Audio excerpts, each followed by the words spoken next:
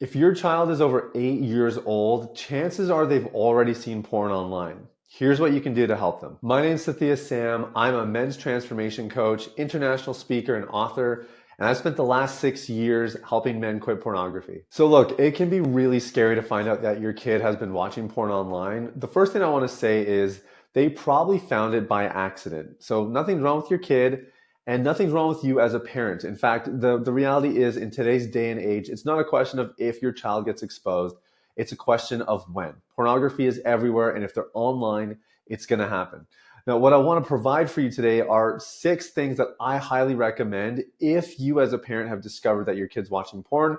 That's not only going to help them to feel okay and that there's nothing wrong with them, but also that's going to help them move forward, especially if they've built some bad habits with pornography. So first things first, if you're in a co-parenting arrangement, you need to make sure that you talk to the other parent about what's going on. It's really important that you guys are on the same page and that you're approaching this thing together, because even if it's your son who's been exposed to pornography and you're the father, obviously you're probably going to have that conversation, but you and the mother need to be on the same page so that you're tackling this together. The mom can offer different insights and even have different conversations than you. You guys need to be on the same page to really be effective in this. The second thing you want to do is you want to address the subject with your child. Now, obviously, this is the hardest part of all this because, in a perfect world, they would have encountered pornography and they would have come to you and talked to you about it. Now, that tells us something is if they didn't come to you, it means that they didn't feel totally sure that they could do this and not get punished. And that's the number one reason that kids don't talk to their parents about it. Now, that doesn't mean you did anything wrong. What it probably means is they haven't had enough conversations with you about sex and sexuality to know whether or not this is a safe subject to discuss. And because it's so private and it's personal, and maybe they felt bad about what they saw online, they didn't want to risk getting in trouble, and that's why they didn't come to you.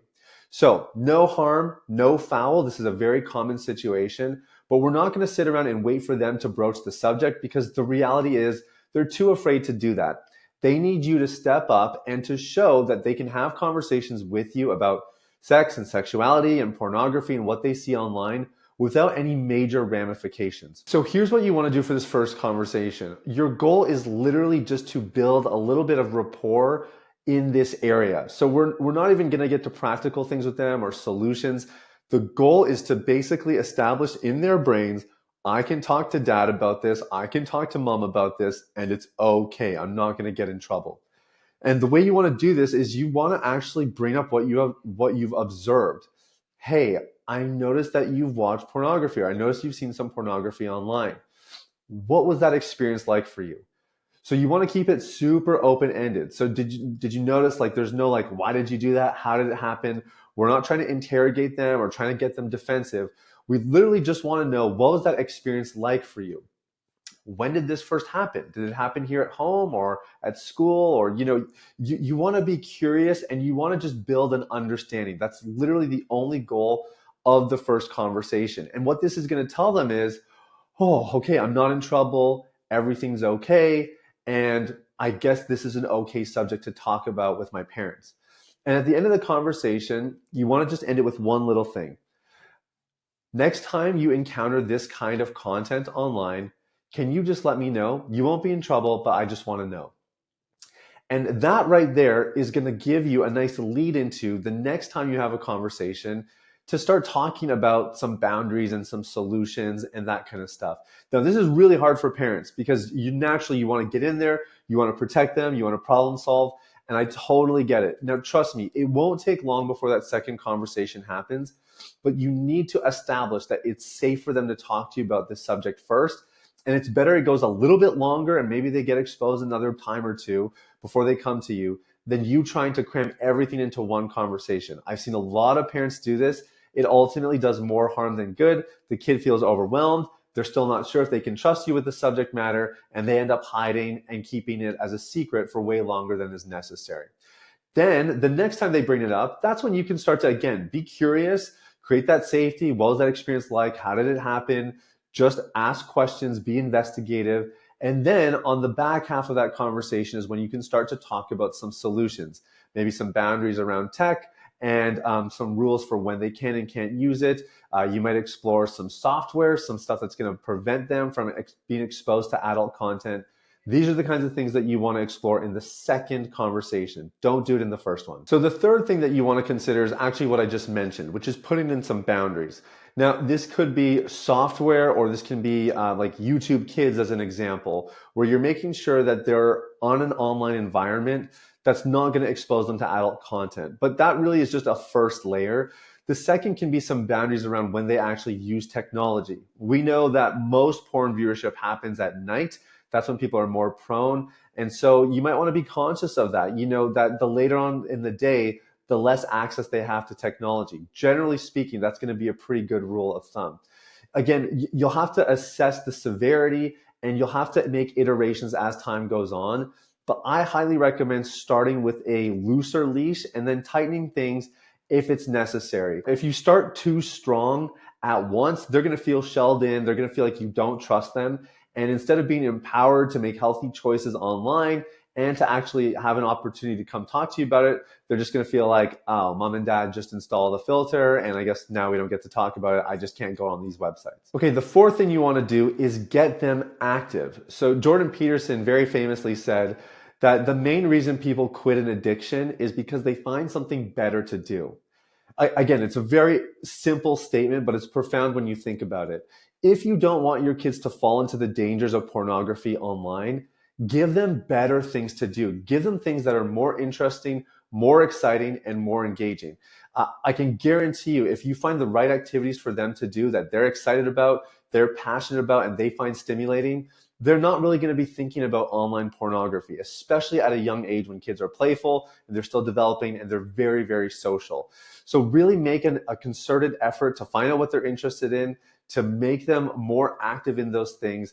And that alone is going to go a really long way for them avoiding internet pornography and really decreasing their desire to engage with that stuff in the first place. The other thing to remember here is that the opposite of addiction is not sobriety, it's connection. Now, depending on how young your child is, your child's not necessarily addicted, but remember that pornography is incredibly addictive, especially to a young, developing mind. So we kind of want to treat it that way. And I think whatever activity you find for your kids, or however you get them engaged in their interest, bonus points if there's a social element. By connecting with other people and building friendships and really having meaningful relationships in their life, your child is going to be a lot more interested in those activities and a lot less interested in pornography. Now, the fifth thing is to involve a professional. So if you're concerned that maybe your child's situation is getting pretty serious, they're watching very intense content, the frequency is going up, or you've tried a bunch of different boundaries, nothing really seems to be working, they just seem to find a way around them, and things are kind of going in the wrong direction. At this point, you want to involve a professional. So probably a therapist or a coach, somebody who's got a track record in this area in particular. Online pornography use among young children is becoming pretty prevalent. And if you look hard enough, you can find the right specialists who are really experts in this area. Those are the kind of people that you want working with your child. And really, the sooner you intervene, the better. In fact, the research is quite promising in this regard. If kids can get off of pornography at young ages, especially before their brains are fully developed, in the early adult years, the chances of them having any long-term effects of their porn exposure is little to none. So the sooner you intervene, the better. But again, you don't want to overdo this either. Evaluate your child's situation first. And if it's going in the wrong direction, that's when you want to intervene. Whereas if you institute a couple of different boundaries, you have some conversations, you get them plugged in and get them into things that they're more interested in, that might be enough to turn things around and get them moving in the right direction again. And the sixth thing that you want to do, if your child has been exposed to pornography and you don't want them to watch porn anymore, is to be the example. Now, this is a really, really tough one because for most fathers today, we were exposed to pornography at a young age. We kind of just got used to having it in our lives. And when we become adults, the thought of quitting is really, really difficult. But the reality is, this is not like a do as I say, not as I do kind of scenario. Your kids are watching you. And even if they don't know that you struggle with pornography, it's different when you are actually walking the walk and you're trying to get them off pornography because you yourself have overcome it and you're not watching it anymore. they can feel the difference versus when you're kind of scrambling for solutions because you haven't figured it out for yourself. So how are you going to walk your own kid through this process? So look, sometimes people need that extra motivation. Maybe quitting pornography for your own self wasn't motivating enough. But what if you could do it for your kid? What if you quitting porn meant that your kid wasn't going to become addicted and his kids weren't going to become addicted, and you could literally change your entire lineage's direction by you quitting pornography? Those are the kinds of questions you need to ask yourself if you're a father whose kid has been exposed to porn and you yourself are struggling with it yourself.